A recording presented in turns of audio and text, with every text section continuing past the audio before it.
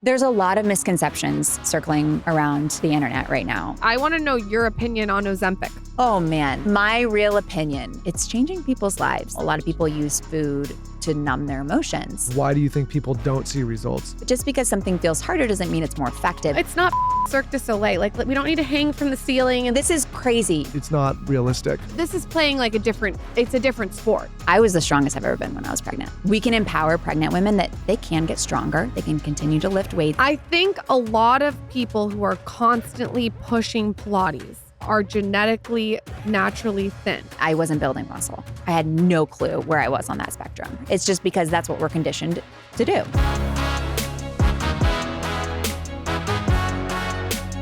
People loved you the first time you came on. They went wild for you. And it makes sense. We were talking off air how it's super authentic. I'm such a fan of weightlifting. It's changed my body. Yeah. You obviously are. Your team is. And I know the last time we saw you, you've had a pregnancy. I'm going to look up the date. Yes. Actually, when I was here, I was early pregnant and I didn't know. So it's funny. Yeah. I was early pregnant. So a lot has changed in my life. So I moved back to Austin. So we're here in Austin now. Okay. I was in LA when I recorded. I only recorded like a year ago. I just looked at the date. It was in July of 23. So yeah. July of 23. about a Yeah. year. Yeah. So I was like 2 weeks pregnant. That's so crazy that it was a year ago. It feels longer to me. I don't know if it's because we've been in the studio. I think a lot has changed for you guys too. I mean, we were in your temporary studio in the first one. Okay. And you guys had just got back from like a crazy Italy trip. I remember that. Okay. Great. And now you're in your beautiful studio now. I get to record here. I feel like I can like lay down on this couch. You get can lay down on the comfortable. couch if you want. So You can soft. start lifting, whatever you want to do in here. Okay. So were you able to weight lift throughout your entire pregnancy the way that you had envisioned? Because you never had a baby before. Right. I did not know what to expect. And you hear horror stories about pregnancy, and there's a spectrum of experiences that people can have in pregnancy, obviously. I was very lucky. I felt incredible throughout my pregnancy. I feel the strongest I ever was when I was pregnant. Like I was lifting heavier than I've ever lifted. I think I built muscle during pregnancy, which is something we can talk about. I think women are encouraged to do less and be gentle on their bodies during pregnancy and not set fitness goals. And I understand that recommendation. I think that, medical practitioners they would rather be conservative because they don't want pregnant women to hurt themselves. But I think that we can empower pregnant women that they can get stronger. They can continue to lift weights. They can continue to even build muscle during pregnancy. But it doesn't need to be all out super intense. It doesn't need to, consume your life. It doesn't need to be like, I think women picture like, heavy barbells at a gym and like grunting. It doesn't need to be like that. It can be gentle on your body and still effective if you're doing it right. So yeah, I feel I was the strongest I've ever been when I was pregnant. I lifted throughout my second pregnancy the whole time, and I lifted heavy. Yeah. The first one that I didn't lift in was a fucking nightmare to recover from. And the recovery was so different in my second pregnancy. Well, okay. So you lifted the second one, but not the first. What did you do the first one? The first one I did Pilates every day because I was in Okay. that era where I was like, oh, Pilates. A lot of smoothies. A lot of smoothies. lounging around. A lot of eating Krispy Kreme donuts in A the lot of, car. what do you call it? Rotting? No, I don't rot. I rot. marinate. I can't see you. I marinate. I don't rot. I was going to marinate. say, I There can't was see you at rotting. that time, there might have been Sorry, a little I don't bit of rot. rotting No, going on. there's no If rotting. we're- I'm not a rotter. If we're keeping a... Not a Don't put rotter. that on her. Yeah. Don't put that on her. I'm just not a rotter. You can't. Okay, I'm a marinator. Marinator. Last night I was in bed watching The Secret Lives of Mormon Girls. I think that's what it's called. With my sheet mask on, ice rolling my face, drinking my magnesium water with red light on my neck. So I don't rot. I That marinate. is not rotting. I would Marinate. not consider that rotting. I feel based. like rotting is you're sitting on the couch, you're eating cookies, there's like crumbs on Yeah. your chest, and you're like scrolling social media with But it that's this what you close were to your doing the face. first time. No, I wasn't scrolling social media. I was wearing a mask. No, you were a little I was rotty the habit first time. stacking. A little rotty. Okay, little rotty. I feel like you're rotty. But I feel like so many women do that in their pregnancy. They go the gentle Pilates route. And I think that, all of this, by the way, before I get into any of this, I feel like it's important to say, you got to listen to your doctor. All of this has to be approved by your medical provider. And some pregnancies are more complicated than others. But I think a lot of women are like, okay, I'm going to pull it back. I'm not going to load my muscles. I'm not going to challenge my muscles at all. I'm going to be gentle, which is great. But I think what happens for a lot of women, you can speak to this, I think, is that they spend that 9 months kind of losing muscle because they're not loading their muscles at all. And because they think they need to pull back. And then when they get postpartum, and, you obviously have to rest postpartum, you need to recover, you're going to lose muscle during that state as well, which is absolutely normal and to be expected. But when they finally get their feet under them postpartum, a few months later, and they're like, okay, I want to improve my body composition, it's a lot harder to do that because you've spent 9 months during pregnancy potentially losing muscle, postpartum, then losing more muscle. So you're starting from zero. Instead, I recommend using pregnancy to try to build muscle or at least maintain muscle or at least apply the principles of hypertrophy, which we can talk about, so that in the very least, you're maintaining what you have so that when you get out, you're ready to go again. You're not starting from zero. It would make sense, though, that you would want to build muscle when you're pregnant and caring for me, what was a 9.5 pound baby. Like I mean, that's a big fucking baby. That's a huge. I needed to like support what was going on in there. And I think if you had told me don't build muscle, that would have, like you said, been more overwhelming postpartum. It's like, it's so strange. spiraling. It's like, listen, I'm not going to comment on the pregnancy thing because I don't need. But you are. You're about to. I'm not. It's so strange to me though when I hear women justifying the idea that like sounds like a good idea to build muscle. Like you're not going to meet any guy that's like it's a bad idea to build muscle. Never. Do you know what I'm saying? Never. They're taught from an early age, middle school. It's always a strange thing to me when I hear these topics because I'm a man on the show and they're like, yeah, I think I might want like. I've never encountered anybody that's like, I don't think it's a good idea for me to build muscle. Like it's always a good idea to build muscle in any stage of life. It's always a good idea. No matter what age you are, no matter what stage of life you're in. And listen, there's going to be stages of life where maybe you can hit it harder than others, and that's normal. But if you're constantly trying to build at least a little bit of muscle every single year of your life, especially after 30 when we start to lose it, if you're slowly trying to build a little bit of muscle each year, then when you have those stages in your life where you're postpartum and you need to rest and recover, you have a bank of muscle built up. So you're not starting from zero. Sure. Well, it's like another topic I hear is like, doing the show is like there's a lot of discussion around weight loss and weight management, in particular with women on the show. And I was like, well, again, like being the man of the room, like if you want to do that in an easier way, you would build muscle because that will help you manage the body composition and the weight more. What are the misconceptions, Shannon, that you're seeing on social media about weightlifting besides the obvious? People think that they're going to bulk up. And by the way, people should go back and listen to your first episode if they haven't. It's amazing. Just search Dr. Shannon Skinny Confidential because you crushed it. Thank you. Yeah, I think we talked a lot about the why in that episode. I think it'd be cool in this episode to talk more about like the how and like. Please. Yeah. So there's a lot of misconceptions circling around the internet right now. I think there's kind of two camps. One camp that's like, you have to lift super heavy and you have to do heavy deadlifts and squats. That absolutely works. However, that's not the only way to build muscle. And it scares a lot of women away because they're like, I don't want to do that, or I have no desire to do that. It just doesn't seem like something I would enjoy.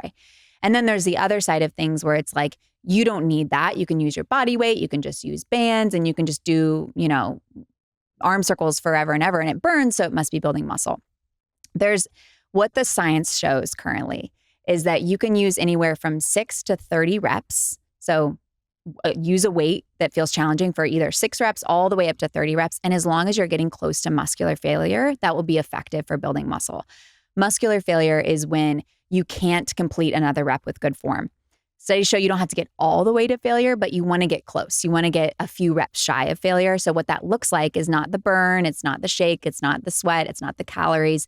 What it looks like and what it feels like is that your velocity slows down. So let's say you're doing a bicep curl and you're feeling good. And then your last few reps start to slow down. You can't lift the weight with the same amount of speed that you could in your first couple of reps. Not that you're going fast, but just that your muscles are fatiguing that much that they can't produce the amount of force to lift the muscle quickly.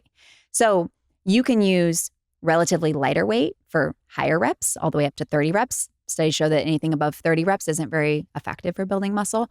Or you can use relatively heavier weights for less reps, something like 6 reps. Both work. I think that my kind of goal in all of this is to educate women, kind of meet them where they're at and say, okay, you don't like training like that. Let's do a little higher rep, a little lighter weight, but you're still lifting to a point that you're getting close to that failure point. That was one of the better explanations I've ever heard someone describe when it comes to lifting weights. I really mean that, Good. because Good. I think sometimes we have these guys on the show and I try to like, you'll hear me say, I like lame it, like go back to basics. Yeah. I assume somebody's never been in the gym. Yeah. And when you say, oh, you lift these weights and you do reps and you go to failure, then people are like, what the hell does that mean? Yeah, exactly. Why does weightlifting change your body composition? Well, first off, how? Like you said, Yes. So first off, even if you don't, let's say fat stays constant. If you don't lose any fat, but you build muscle, you now weigh more. And the percentage of lean mass to fat mass is now higher. So you have more lean mass. So your body composition has improved, even if you don't lose any fat at all.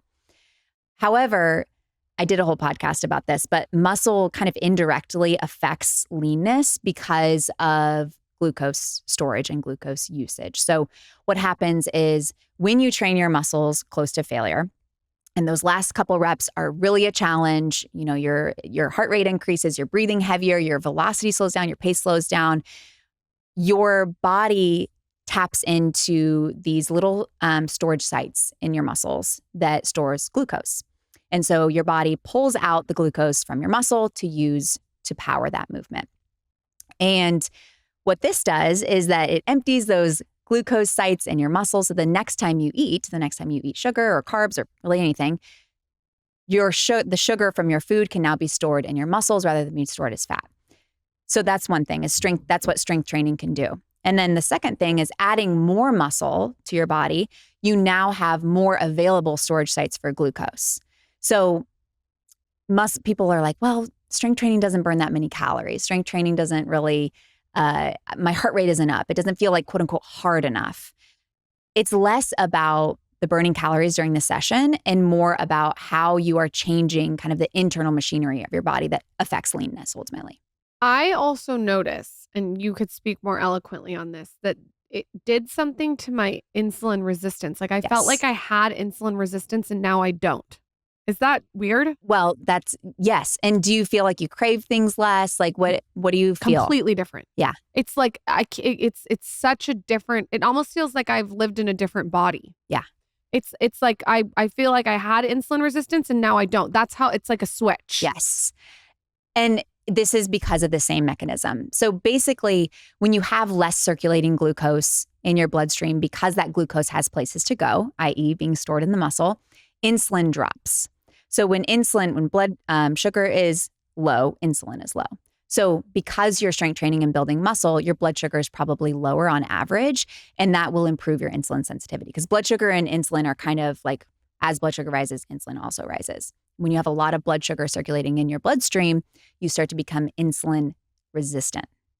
Versus when you have less overall blood sugar circulating in your bloodstream, you get insulin sensitive. I don't know if is this making sense? It makes total sense. No, but it's like, even like you used to say to me all the time, like, oh, you don't care about food. It's not that I don't care about food. I love good food, but I don't have these kind of like random crazy cravings all the time.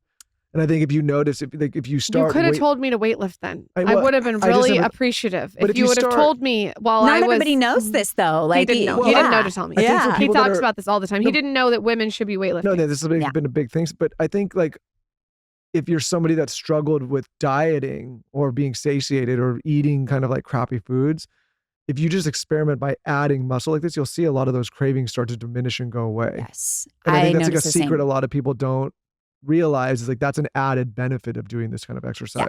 Yes. So if someone is just using bands and body weight and doing arm circles, like you said, what are they going to see out of that?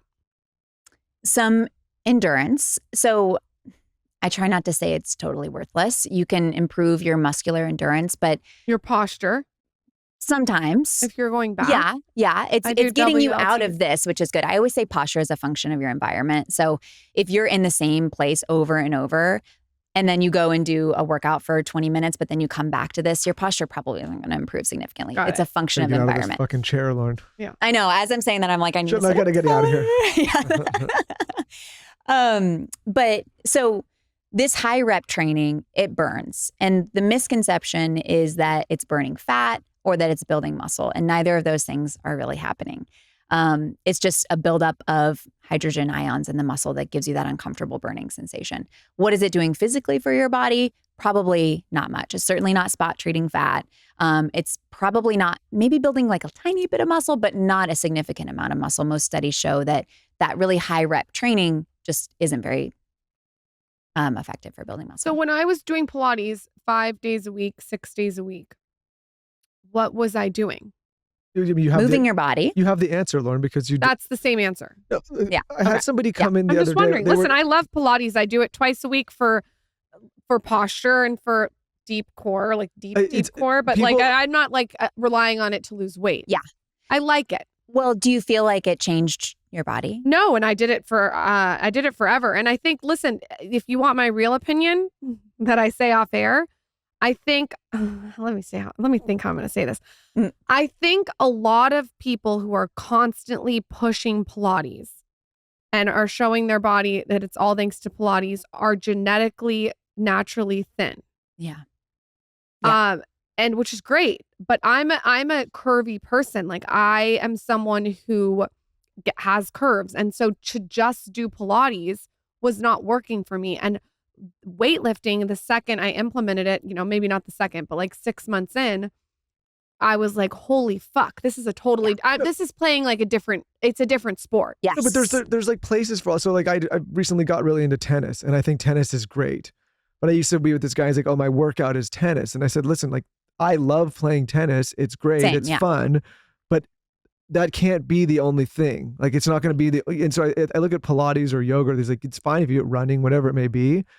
But if you think that that's going to get you all of the body composition results you're looking for, like that, it's like me saying tennis is going to get me big muscles. It's not realistic. Right. So I love that you guys are like, we're not saying it's bad. We do it sometimes. Right. I love that. I think it's important for people to be educated about what it is or isn't doing for your body. There are outliers to all of this, right? When we look at the literature, we're looking at averages, but there are outliers. There are people who can do Pilates and they can get away with it and they can build muscle from doing Pilates, but they're the outliers. They're more of the exception rather than the rule.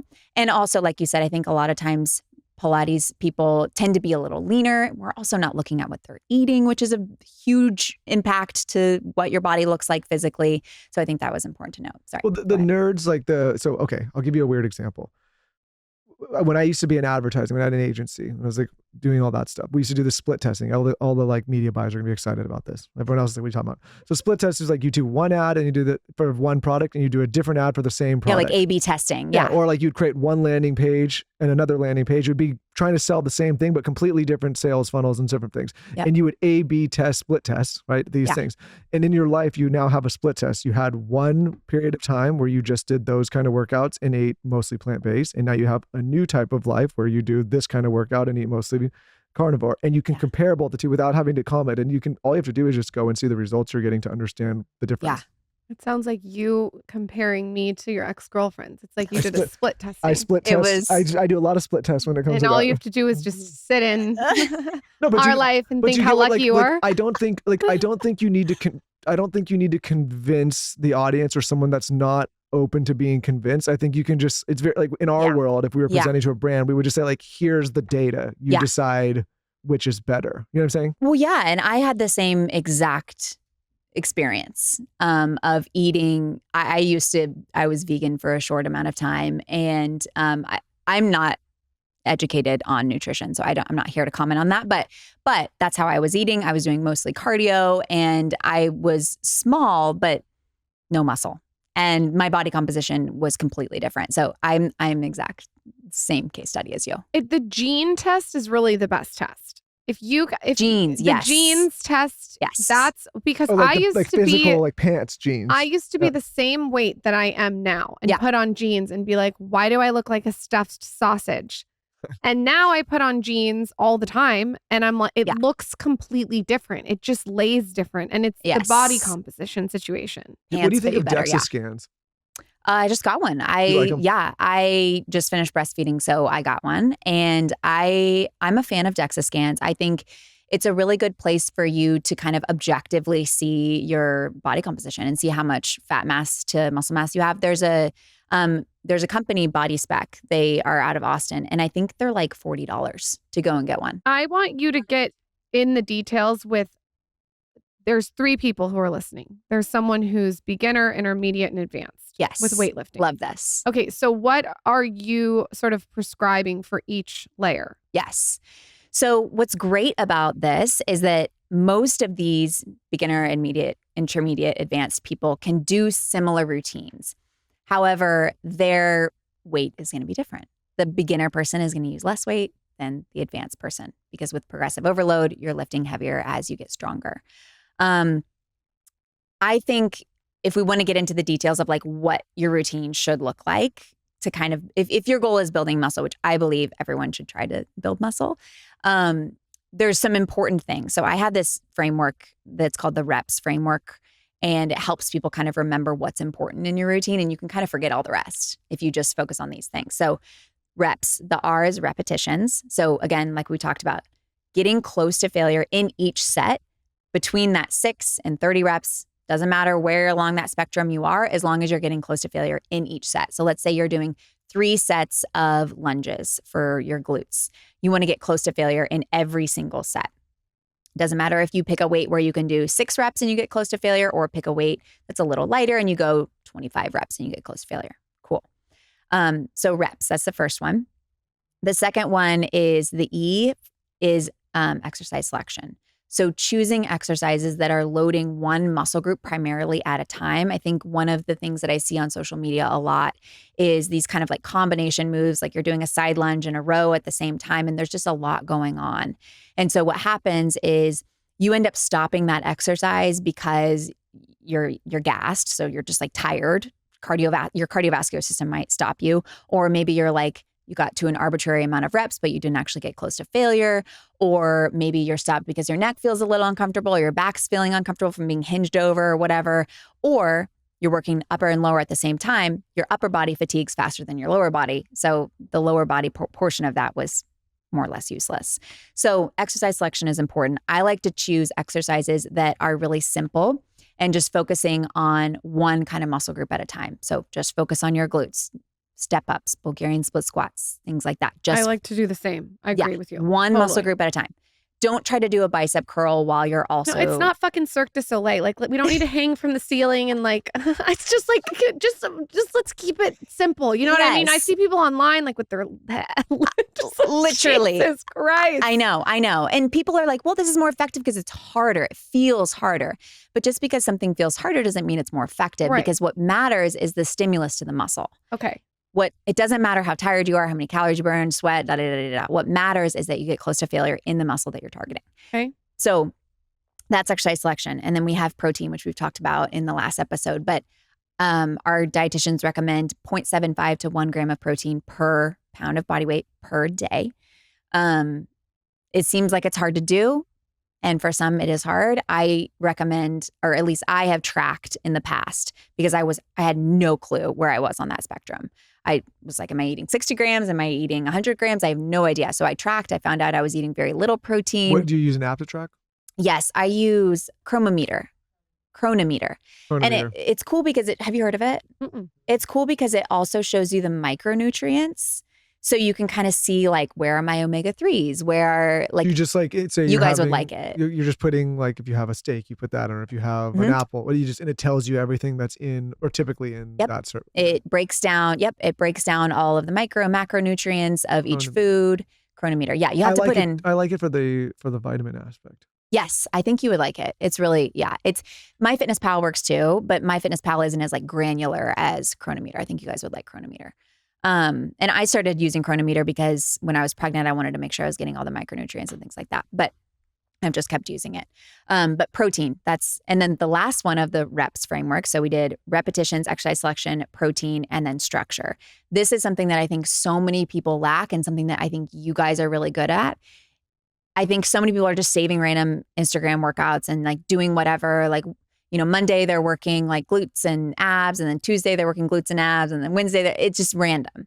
So having a structure of, okay, I'm working each of my muscle groups 1 to 2 times per week on non-consecutive days. So there's room for recovery. And then I like to recommend taking recovery days where you're not really loading your muscles significantly. Because if you're overusing your body, you won't actually see the benefits and the results.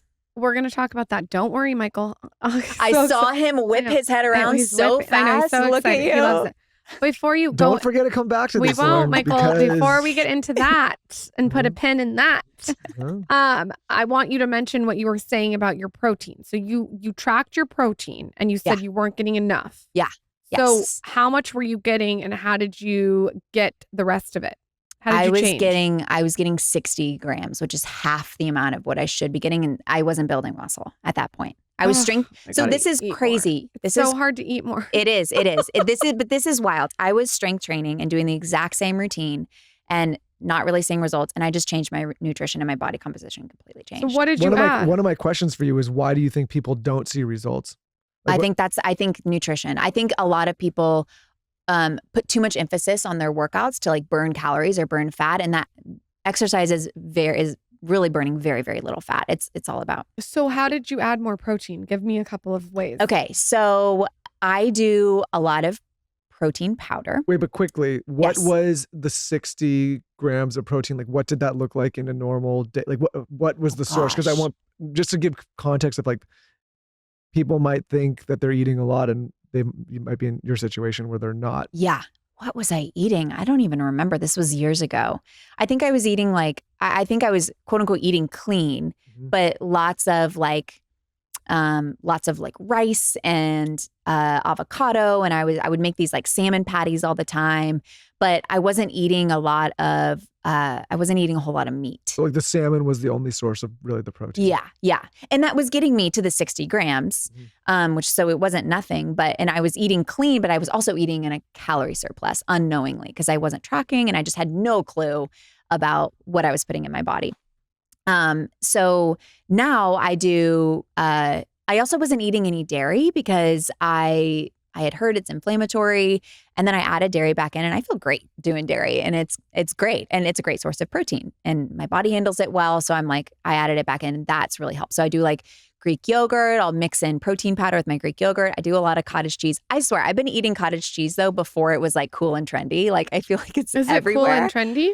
I don't know. I feel like I see it in like every recipe now to like increase the protein. I can't do the cottage cheese. I wish I could. I can't do it. You can't? No, I can do almost anything, but I can't do the cottage cheese. Okay, I got to tell you my guacamole recipe with cottage cheese. That I could maybe do. But Okay, it's good. There's something. Let her say the guacamole This recipe. is a hilarious story. So in high school, I worked at Jose Pepper's. You Midwest women will know this. It was like a fast casual Mexican place. I was a server there.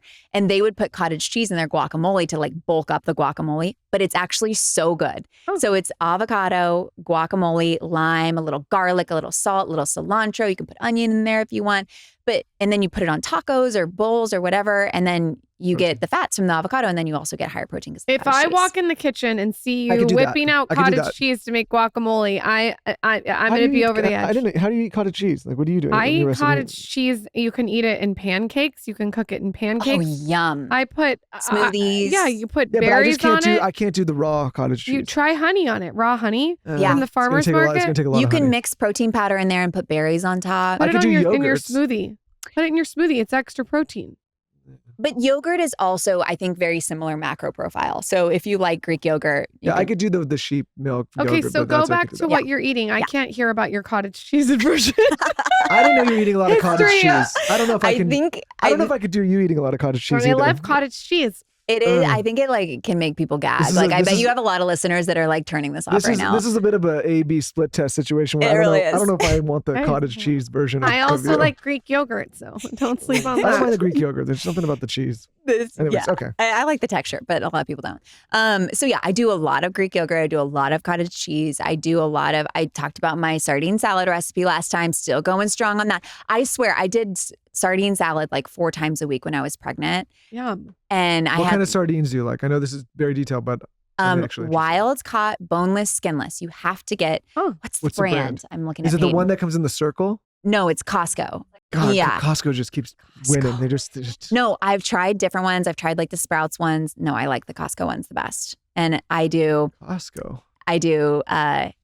sardines, Greek yogurt. So there's a ton of protein right there from the sardines and the Greek yogurt. Apple, celery, artichokes, and pecans. You talked about that on the last podcast. We have to do a blog post on that. Okay, keep going with what you eat. Everyone wants to know. So that's like 4 times a week. That's like almost every day. I do, and then for dinner, I do like we grill a lot. So we'll do like chicken or steak or tacos, or I'm not someone that like, I'll eat everything. Like I eat bread, I eat tortillas, I eat like. That's how I am. I'm not people think I'm a carnivore online. I'm like, but I you eat started a lot to of meat. put a bigger Good. emphasis on the protein to crowd the other stuff out. Yeah, exactly. The red meat really helps. You are like What a inspiring me novel to eat concept. more red meat. You know what I ate before this? A bowl this big with red meat with raw cheese, raw honey on top of it, with a little bit of siete chips in it. Yum. It's fucking amazing. And I'm so full. It's been, how many hours has it been? It's been 5 hours since I've had it. And I swear it grows your hair. It's just like ground beef. It's just, it's Force of Nature ancestral blend. So you get the liver. That's what I think grows the hair. You know, you get the liver. The one thing that I feel guilty about is she says, why didn't you weight lift? Why did you do this? I think that there was this thing that went on for a long time where guys just figured out like they had different diets than women. Yeah. Meaning like, we're just like, oh yeah, women don't eat these things. Women shouldn't eat red meat. Women shouldn't weight lift. Or women don't weight lift. Or like, I just like men like steaks more than women do usually, typically. Yeah. And I remember she was like, why didn't you tell me to do these things or weight lift? And I think back to that time and I'm like, oh, I just thought you like could this make it up to me in jewelry. No, but do you get what I'm saying? I just thought that this is like something that women. I'll find ways. Like you just typically like you just wouldn't think that women do a lot of these. I know that sounds really stupid, but it was just a thing where she's like, I do this kind of workout and eat this kind of way, and you do these kind of workouts and you eat this kind of way. Yeah, and I know that women and men are obviously very different, but there's some things like we can train very similarly. Yeah. And we can eat very similarly. I don't think that we need to be so split on things. And a lot of the reasons we train and eat certain ways as women is because of culture. Yeah, and it's because of advertising, like you're saying. It's not because it's better. It's just because that's what we're conditioned to do. So what are you doing specifically now that you have had a baby when it comes to working out? Has it changed or is it the same? It's the same. So what's great about weightlifting is that you can, and strength training is you can dial it up or dial it back. I've had quite the experience postpartum. For me, pregnancy was amazing. I felt the strongest I've ever felt. I trained 5 days a week. I felt incredible. Postpartum was different. I struggled to recover for like 4 weeks. I just like wasn't healing and it was just taking time. And then also, you guys know, it rocks your world. Like you now have this little baby that's like, you're not getting any sleep. And like my family was constantly over. It was just wild. So it took me a while. I started training again at 6 weeks when I was approved by my doctor. And it took me a while to kind of ease back into lifting the same amount of weights that I was before I delivered. So that took honestly months for me. And to be honest, I wasn't as consistent as I was when I was pregnant. So could I have progressed faster if I was more consistent? Probably. But again, I was really adjusting to the new lifestyle change, which I think just isn't talked about enough. I think there's a lot of women that are like, they hit the ground running and then postpartum, they hurt themselves. They've got pelvic floor instability that they're not addressing and they're just pushing through it because they want to try to like snap their body back, quote unquote, and they end up hurting themselves and causing more damage that they then have to address later. So I really eased in. I feel like I'm almost 6 months postpartum. I feel like I'm finally in a place where I'm feeling so much stronger. I'm pretty much back to what I was lifting before baby. But it took time. I mean, 6 months. I think it's amazing that you look like this 6 months postpartum, but that's a tribute, in my opinion, to protein and weights. Yeah, I would say that. I would say that it's a lot of how I trained when I was pregnant. I mean, I was like rolling down the road like the Nutty Professor. Well, it's so common. I mean, again, I think women are just Michael's like, I didn't know I married this. I didn't sign up for this. Wait, stop. I never said any of that. I never said it. There was Michael the loved undertone. you no matter what. I never did. There's no undertone. Yeah, there was. I was stone-faced. I was there the whole time. You were stone-faced, but it was like, right in it. Also, I feel like postpartum like changes men too. Like they just like appreciate you so much more after you have a baby. They're like, you are a god. Like, really? Yeah. Is that what you think? Yeah, you like. Yeah, sure. No. Well, in a narcissistic kind of way, it's like. Well, it's like, hey, you just helped me like kind of almost recreate myself. Yeah. But then also at the same time, no, I think like any man that goes through that experience and watches that, like you can't come away with anything other than that. It's just like, it's so wild. I mean, like when that happened, I like immediately started crying when I'm not a big crier. Really? No, right? I'm not like a big crier. Are you going to cry right now? Thinking about it? I'm passing now. Okay. Isn't it like the best moment? I feel like it was the best, craziest moments of my life. I loved giving birth. And I cried, hold on, I it. cried both times, which was the first time I was like, okay, that was, then the second time I was like, I'll be fine. That's what everybody says. Everyone's like, the second time is just it hits you just as hard. It was wild. 3 days after I gave birth, he's like, what's wrong with you? I'm like, are you fucking kidding me? First time. You did it. Yes, he did. I'm like, what's wrong with me? Okay, first, Wait, you have to take, anytime Lauren says something like that, it's exaggerated. So it might have been in month 3. No. Might have month 3. It for sure could have happened in month 3. Not why 3 are you in days such after. a bad mood? She got crazy postpartum. And I was going to say, did you get postpartum depression for both or? No, only for the first. But I was weightlifting. That's why I'm so passionate about talking about this. Hold on, I gotta redeem myself. Go ahead. We didn't know. The first time around, I didn't even know what postpartum depression was. I didn't even know it was I've never heard. I didn't even know. Maybe you should. Get Men need to be educated about it, but they're not. No, a lot of. Hold on, we did 18 episodes about this for like 20 years. I've been dragged through. Okay, you know now. But, you know now. I didn't know. I have a random question. And I was like, what's going on? And this is a question from our audience. I want to know your opinion on Ozempic. Oh, man. Your real opinion. My real opinion. Okay, so honestly, from what I've gathered from like the doctors and things, it's changing people's lives that need it. Yes. I've seen that online. I just saw someone post about it. Andy Galpin just came on here. Do you know who he is? Yes. And he said like basically same thing with a caveat though. But what was his caveat? No, I'll let you. No, we want to know. You want to know my? Oh gosh, I'm so on the spot here because this is so. No, I mean, your real opinion. I know people that have taken it, and I mean, it works. You will lose weight, but I think unless there's a nutritional education behind it, I think it can be a little dicey because I think people under fuel, very much under fuel. And then they're going to be dealing with a bunch of other issues when they get off of it, or they'll just gain the weight right back. So I think if it's paired with, number one, if you need it, I think there's people with diabetes and obesity that it's changing their lives. But then there's people that just want to like lose 10 pounds that are taking it. Yeah. And then they're just not eating enough. It's so situational.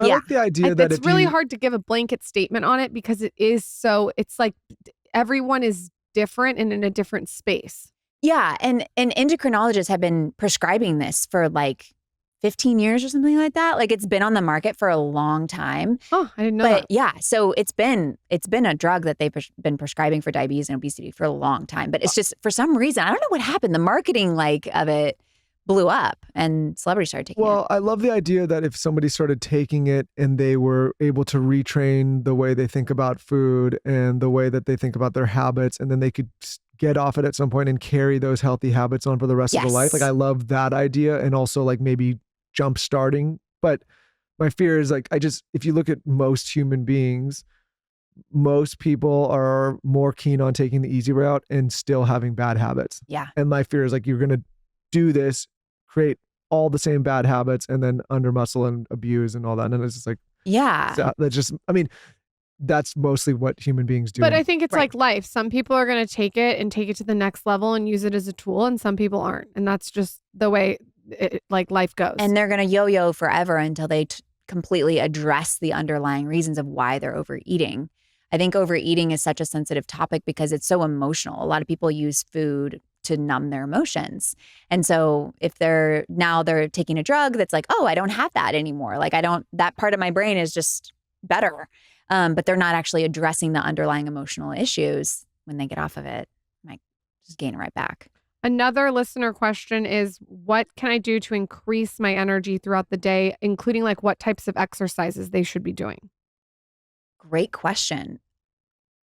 I mean, I'm a big fan of weightlifting for energy because I think that what a lot of people do is they over-exercise and they do too much cardio and then they're gassed and then they have to like go take a nap. Whereas if you're weightlifting, you guys can speak to this too. Like I feel like you're not as systemically exhausted after weightlifting. Your muscles are fatigued and you're tired and you put in work, but you're not going to be so exhausted that you need to go take a nap. So I'm really into exercising in ways that don't completely deplete you. I also think you're going to be a lot more consistent if you choose forms of exercise that don't completely deplete you and grind you into the ground.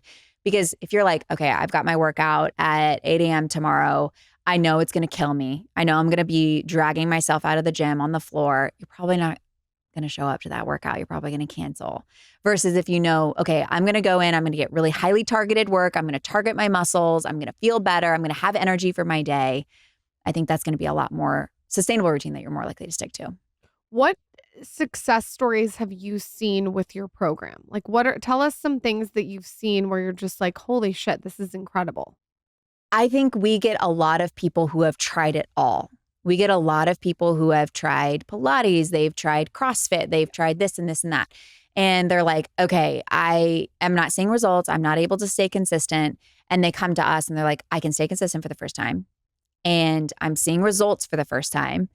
A lot of people are like, I've never seen as good of results. And yet I feel like I'm working out less hard. Again, because like we talked about, it's not necessarily about how hard it feels. It's about the stimulation to the muscle.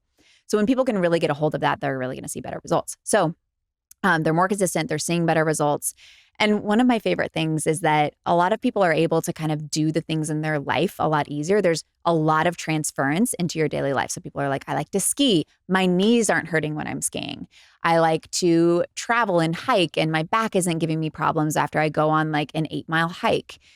So I think the transference into daily life is really cool too. Did we talk about that on the first one where people like, I think it might've been with you in the first one where it's like a 25, 30-year-old person's like, I have back issues. I was like, yes. We did talk about that. Yes, we did. Yeah. Yeah. I was like, well, it's likely you're just under muscled. Like you shouldn't have back issues at 25, 30 years old.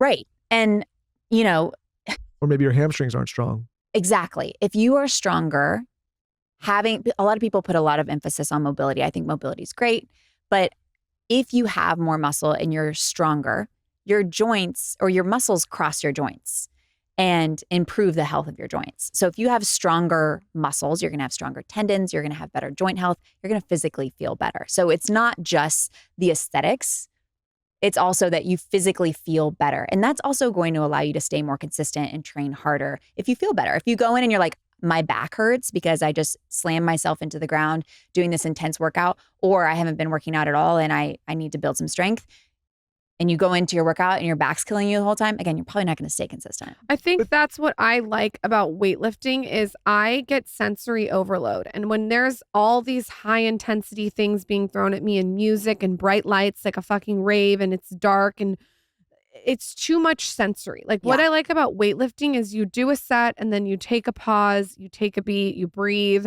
you can walk around. It's not someone screaming at you. Like that's not what I feel like that was making me stressed and more hungry. Yeah, totally. And for some people, I think it's motivating in the moment, maybe. I don't know. It's never very motivating to me. I'm always like, it gives me like a pit, like antennas are out. I don't like it. Yeah, I don't like it either. I think I feel like on edge when I'm like getting screamed at. No. To put in like my 110. And I love what Brent said. I listened to Brent's podcast. It was awesome. And I love what he said about you. He was like, you are not necessarily going to show up like with all out intensity, but you're consistent. Yeah. And that is why you've been able to see the incredible incredible result. Right. And I'm not either. Like I don't know why people assume that about me, but then they see me move and they're like, oh yeah, you're not an athlete. I'm not an athlete. It's hard for me to build muscle. I don't have the genetics on my side. And so I have to rely on consistency and slowly progressing towards it. If I go to one of those workouts where they're screaming at me and to do as intensely as possible, I'm going to hurt myself. I would, if you told me right now, you can never work out for the rest of your life or go to the workouts where you're yelled at in the dark with rave music, I would say, I'm good. I'm never going to work out again. I can't do it. We talked about this with Brent a little bit, bringing him up, but I think a common misconception, especially when it comes to, and we talked about this when she first got into it with women and lifting weights, is like the thing they always say, oh, I'm going to bulk up. I'm going to get huge. And I was like, that's what every guy's been trying to do for years, and you barely It's hard. Yeah, so maybe, and you're the perfect person to ask I don't see a lot of bulky guys. I'm not trying to be mean. No, right? It's hard. It's hard for even men, and they have more testosterone than we do. We calculated how much muscle that Too I much put soy. on since I've been working with Brent, and I won't like talk about me, but like it's like literally half a pound of like basically once every 2 months. And the reason I say that is like, incredible. no, but it's a lot. But It's a lot. no, Yeah. But what I'm saying is like when you think about it, it's been 3 years. It hasn't been a lot. And I think women think like I'm going to add 15 pounds and have huge biceps and triceps and legs. I'm like, it's so hard to do that. Like it's almost, and I'm saying this as a man, like it's like half a pound maybe once every 2 months, which is, it's a lot, but it's taken 3 years to get to those marks. So it probably didn't happen actually like half a pound. No, you know what I mean? Like it could have been 4 pounds in a year or like 6 in, you know what I mean? Yes. And I'm just point out like it's, when she first started, I'm like, you're not just going to have huge biceps one day. No, I don't know why people think they're going to like overnight balloon up. And it takes like for women to gain 5 pounds of muscle, that probably is going to take an entire year for a lot of people. I'm currently on that. Now that I'm back to my routine, my goal is to build 5 pounds of muscle within the next year. So I know that like, and that'd be a lot. Yeah, it is a lot. And when I've done it before. So I have body recompositioned, I think 2 years ago. So I lost fat and gained muscle. I weighed the exact same. But like you talk about with the jeans, I had smaller jeans. My body composition changed.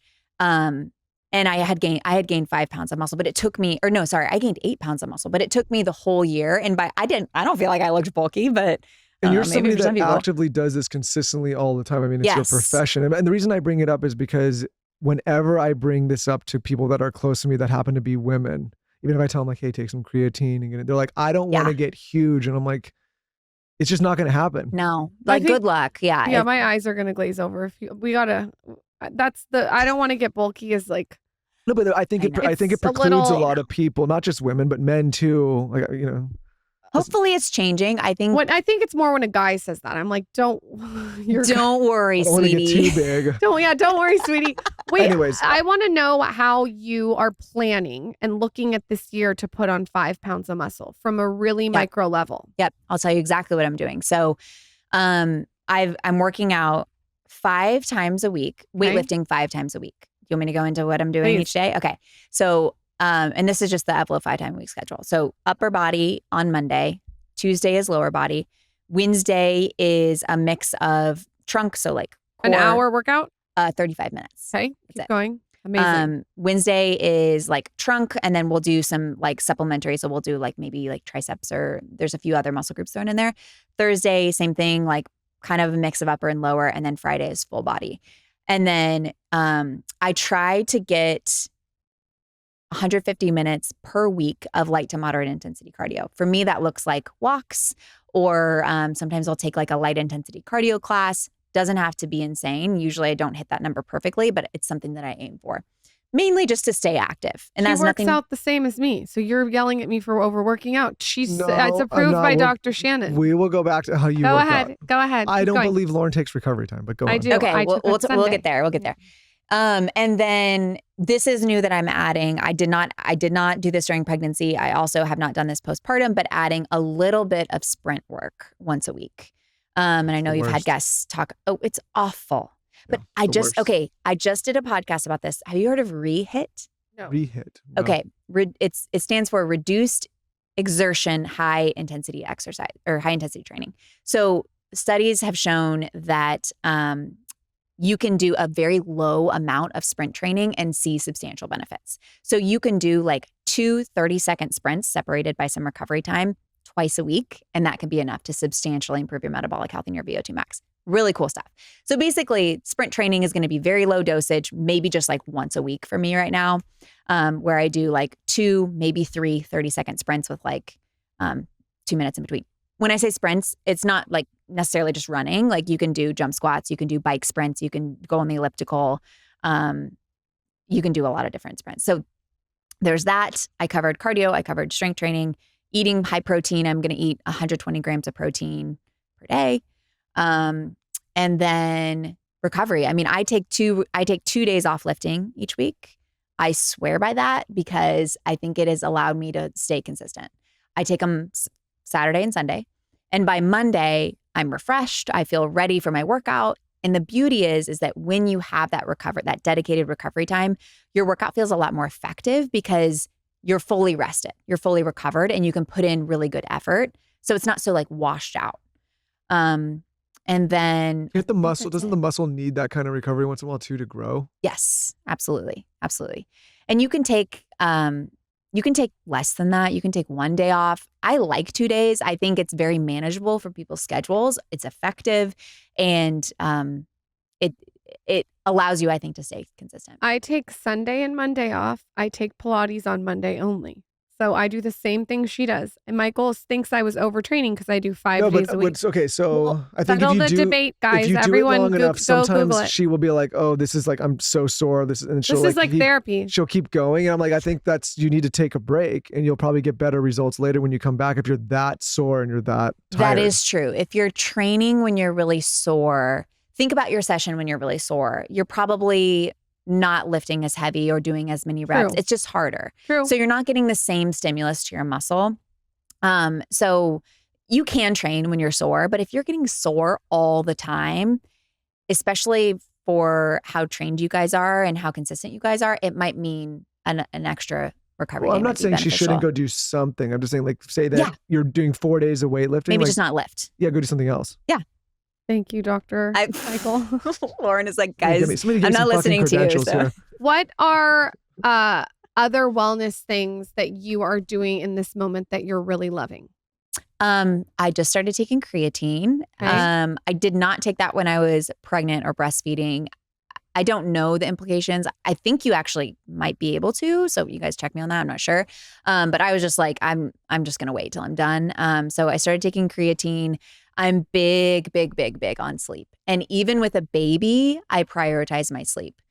And for me, what I've found works really well is she's going to wake up a couple times. It gets better as they get older, but she's going to wake up a couple times in the middle of the night. Does it? Don't tell me that. I can't.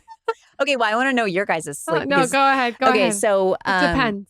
So what I do now is I just get in bed a lot earlier. Yeah. And what that does is it gives me like an extra hour or two buffer, not an hour or two, probably 1 hour of buffer, so that when I am up extra in the middle of the night, it kind of evens out. So I end up getting like 8 or 9 hours of sleep. But One of the best things about having kids is that bedtime starts to creep down. That's what's happened. We're done at like 9 o'clock. I'm done at 7:30.